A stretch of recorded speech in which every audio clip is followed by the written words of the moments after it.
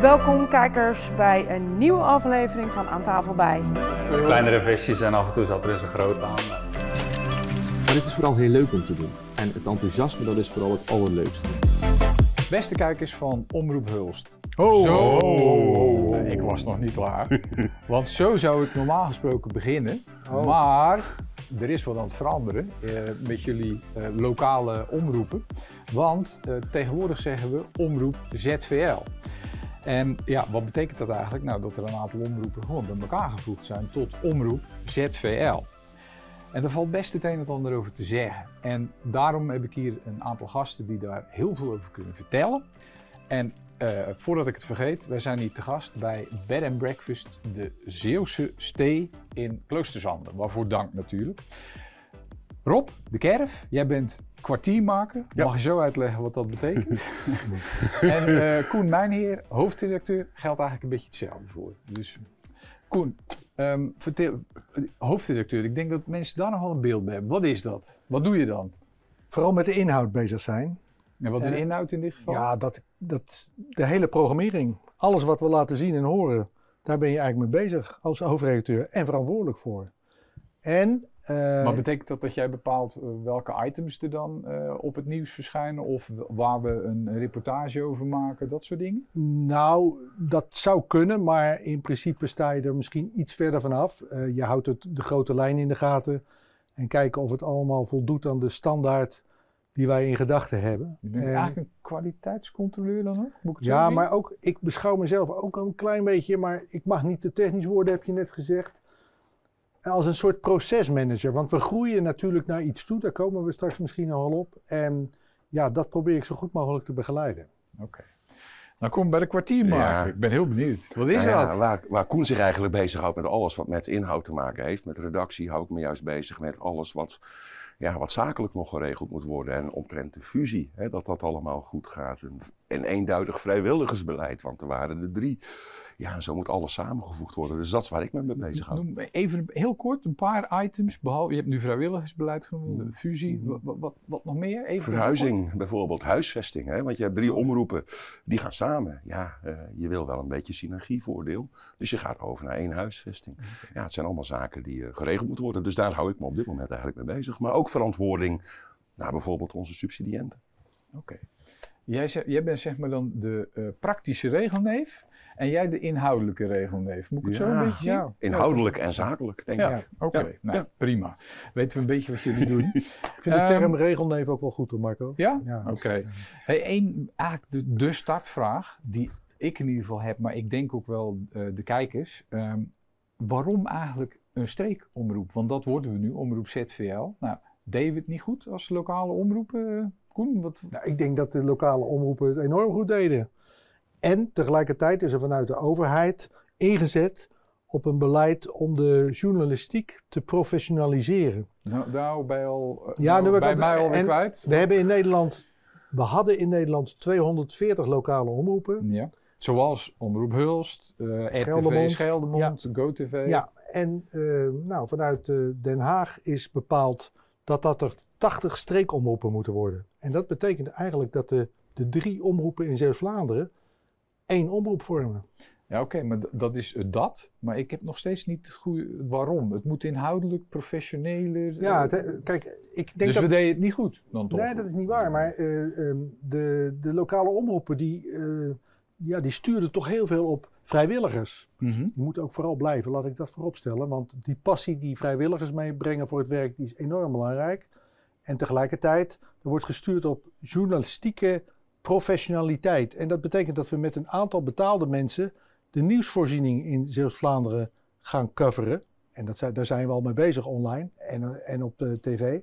En dat moet uiteindelijk leiden tot een dagelijkse nieuwsuitzending op televisie met alleen maar Zeeuws-Vlaams nieuws. Oké, dus we gaan nieuws produceren. Ook. Ja. Even, want we zijn nu met ons hoofd op televisie. Hè? Wat zijn de belangrijkste veranderingen op televisie, Rob, waar we tegenaan kijken? Nou, in ieder geval, waar we naartoe gaan, is dus inderdaad... Daar komen we zo nog op. Maar wat we nu al zien... Wat we nu al zien is dat je eigenlijk 1 tv-signaal ziet. Alleen dat was niet helemaal gepland. Dat had toch meer te maken met de waan van de dag. Hè. Er waren in het verleden best wel wat storingen. Ja, dat willen we tot een minimum beperken. Er viel wat apparatuur uit. Ja, en zo moesten we toch sneller naar 1 signaal dan we eigenlijk hadden gehoopt. 1 signaal, dat betekent op 1 kanaal? Op 1 kanaal, op het kanaal van Scheldemond en op het kanaal van vroeger Hulst, zie je nu eigenlijk dezelfde uitzending. Die is exact dezelfde uitzending? Ja, correct. Daar wordt straks Terneuzen aan toegevoegd. Maar straks houden we nog maar 1 kanaal over, kanaal 12, bij bijvoorbeeld Delta, waarop wij te zien zijn. Dus 1 kanaal.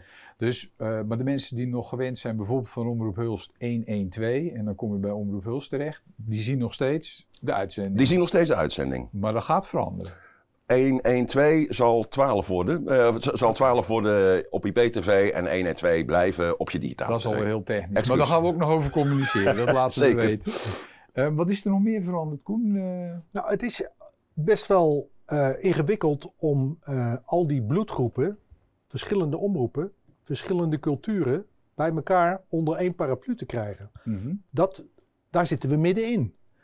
Dat is mensen bij elkaar brengen en verschillende soorten programma's gaan mixen, bedoel je dat? En zorgen dat we allemaal op dezelfde manier gaan werken. Dat niet iedereen zijn eigen winkeltje erop nahoudt, maar dat we dat doen met afspraken. Maar wat ziet de kijker daarvan? Dat de kwaliteit straks gaat toenemen. Straks, maar wat ziet de kijker nu al? Wat voor veranderingen zijn er nu al?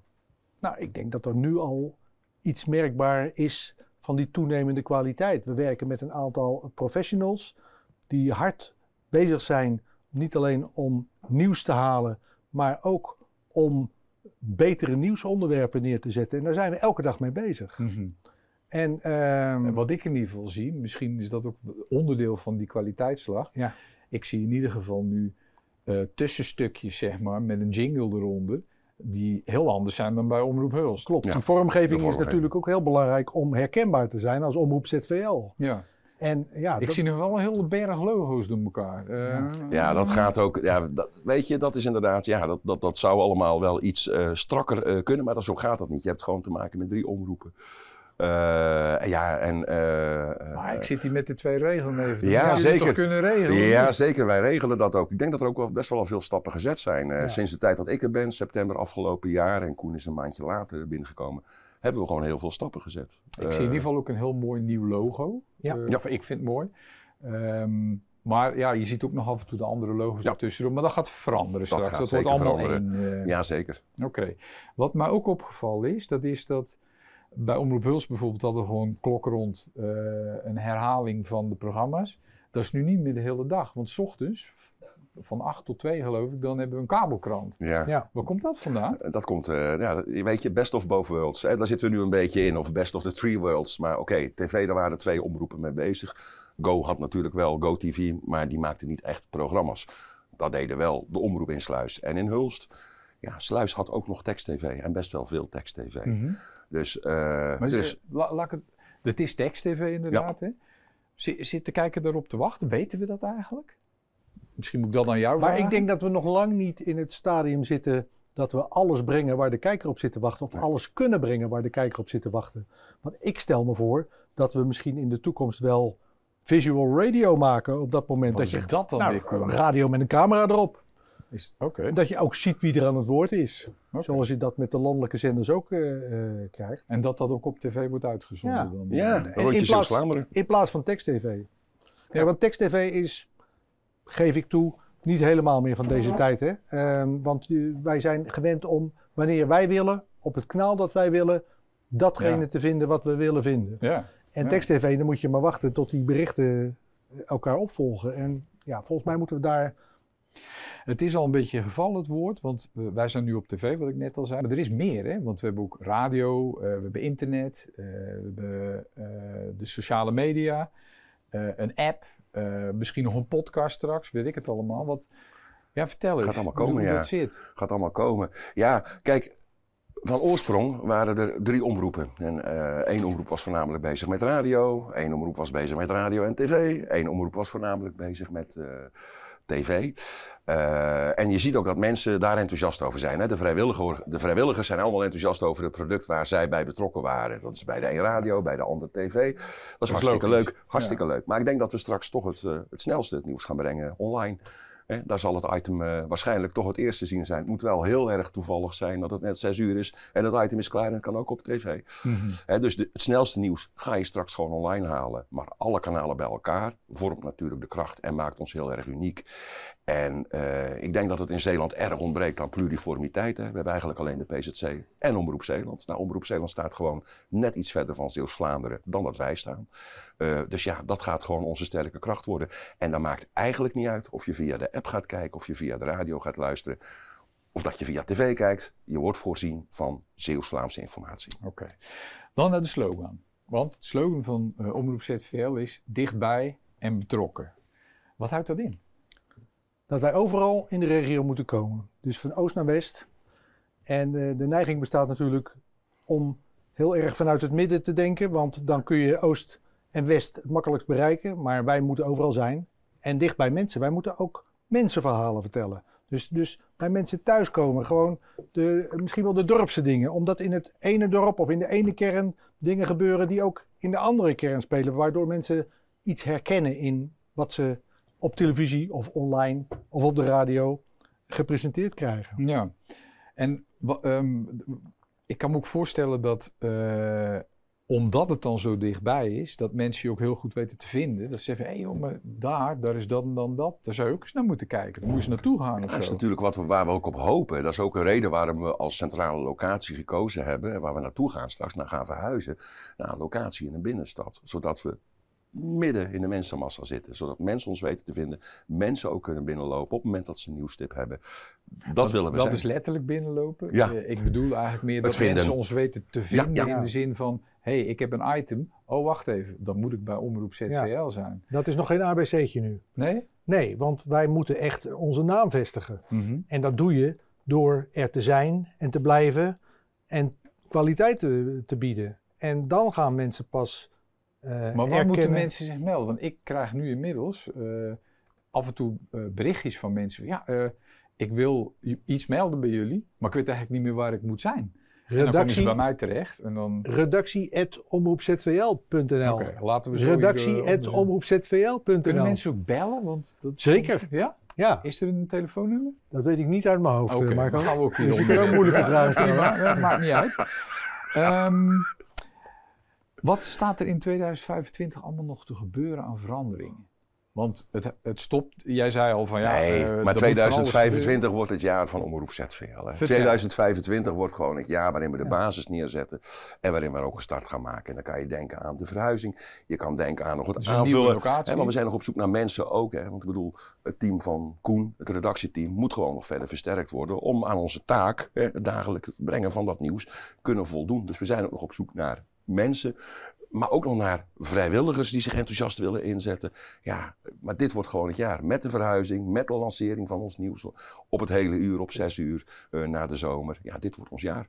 Oké, dus Waarin we daadwerkelijk staan. En waarin jij straks niet meer zegt Omroep Hulst. Maar waarin je gewoon zegt Omroep Zeeuws-Vlaanderen. Omroep ZVL. Ja, precies.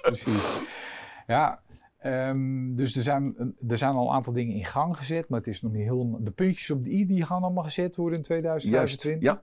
Maar ook echt wel daadwerkelijk inderdaad een nieuwe locatie. Het logo, dat is straks allemaal bekend. We gaan allemaal met dezelfde uitstraling werken. Ja. Ik kan me ook voorstellen, Koen, en dat is denk ik wel iets voor jou, dat er ook tussen die verschillende poten van radio, televisie, dat meer op elkaar gaat aansluiten. Ja, want Rob die had het net over bloedgroepen.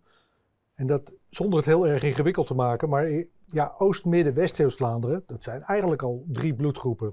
Radio, televisie, dat zijn bloedgroepen. Dus wat het doel is al die mensen het ZVL-gevoel te geven. Okay. En wat het doel is dat wij het zo organiseren dat iedereen van elkaar weet wat we doen.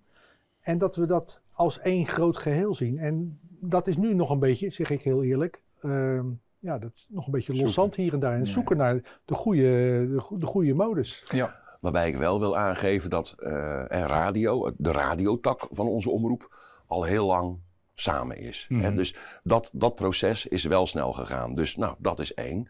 Alleen, zij kunnen nog steeds niet, qua nieuwsvoorziening, zal daar meer input vanuit de redactie bij gaan komen. Maar radio is al echt één. Nou ja, zoals je in het Hilversums ook wel ziet, dat een radioprogramma aansluit bij een televisieprogramma qua thematiek en zelfs qua presentatoren. Daar kan ik me ook wel iets bij voorstellen dat dat op termijn bij ons aan de orde is. Maar goed, dat is allemaal toekomstmuziek. En dat is even zoeken. Dat is zoeken omdat de radiotak, daar zitten mannen die zelfs nog uit de piratenwereld afkomstig zijn. En daar zit zo... Warandijn. En daar zit zoveel passie. En dan is het ook wennen dat er een nieuwe wind waait, dat er nieuw bloed binnenkomt, dat er betaalde mensen rondlopen op een nieuwsredactie. Ja, kom op jongens, we gaan dat met elkaar doen. We hebben die vrijwilligers net zo hard nodig. Ja. En dus dat lokale omroepgevoel, dat moet er vooral blijven. Maar mensen moeten wel de deur openzetten voor elkaar. Maar, dit is zeg maar ons interne geneuzel, noem ik het maar eventjes. Het belangrijkste is natuurlijk dat die kijkers en die luisteraars en die lezers, dat die vinden bij ons wat ze zoeken. Maar en jij zei net al van, daar zijn we eigenlijk nog niet eens aan toe. Want we moeten eerst al die andere dingen... Nou, dat is niet helemaal waar. Maar het ene ligt toch in het verlengde van de ander. Kijk, als wij erin slagen om al die bloedgroepen samen te brengen en goed samenwerken, dan komt er een hele olievlekwerking over Zeeuws-Vlaanderen in figuurlijke zin dan, met het nieuws. En het nieuws op alle niveaus, hè? In de app, online, via radio en televisie. Dat is een prachtige uitdaging. Oké. Je hebt al een oproep voor vrijwilligers gedaan, hè? Wat ik nog miste van onze zakelijke regelneef, om het zo maar te zeggen. Oproep voor sponsoren. Sponsoren, ja. Nou ja, we lachen erom. Ja, nee, natuurlijk. Nee, ben ik... Hoe zeker. Worden we gefinancierd? Kun je er iets over We worden zeggen? nu gefinancierd deels door de Rijksoverheid, deels door de gemeentes en deels door commerciële inkomsten van adverteerders. Alleen ook daar zag je bij de 3 verschillende omroepen heel veel verschillende manieren van hoe pakken we dat aan. Ook dat moet je nu gelijk trekken. Maar als je die professionalisering moet gaan doorvoeren, dus met betere kwaliteit, maar ook betaalde krachten, dan heb je ook veel meer geld nodig volgens mij. Dat klopt helemaal. Dat klopt helemaal, alleen dat is wel stap 2. En lig je daar wakker van? Of? Nee, ik lig daar helemaal niet wakker van, want ik heb er alle vertrouwen in. Als wij straks de stappen hebben gezet die we willen zetten dit jaar, en we zijn straks na de zomer, dan is het een heel goed moment en we zullen zeker eerder ook al sponsoren gaan benaderen. Maar dan sta je er. Dan bied je het product wat je ook wil gaan bieden en waar die tarieven voor staan. En dat weet ik zeker, want kijk, wij staan straks midden in Zeeuws-Vlaanderen. Zowel op radio, tv als op internet. En letterlijk en figuurlijk. Wij brengen straks het Zeeuws-Vlaamse nieuws. Daar zijn we uniek in. Ja, wij zorgen voor meer pluriformiteit. Wij zorgen ook dat laaggeletterden het wel kunnen volgen, want ze hoeven het niet te lezen, ze kunnen het ook op tv of radio horen. Dus er zijn wel heel veel redenen om straks ook als bedrijf bij ons aansluiting te zoeken. Oké. Nou, Rob en Koen, heel erg bedankt voor jullie toelichting. Beste kijkers, als u nou meer wil weten van Omroep ZVL, kijk dan in ieder geval eens op onze website. Daar staat nog een oud logo op, daar moet je even niet naar kijken, er komt een nieuw logo op. Dat is www.omroepzvl.nl, komt hieronder ook in beeld. En het belangrijkste, als u ons nou wilt tippen over een onderwerp van daar moeten jullie eens aandacht aan besteden. Nou, doe dat dan vooral op dat e-mailadres wat Koen noemde en het telefoonnummer wat hieronder ook gaat verschijnen. Ja, en het zou nog fijner zijn als u zegt van, ik wil eigenlijk wel vrijwilliger worden. Yes. Want die willen we heel veel hebben. Voor nu in ieder geval, bedankt voor het kijken en tot de volgende.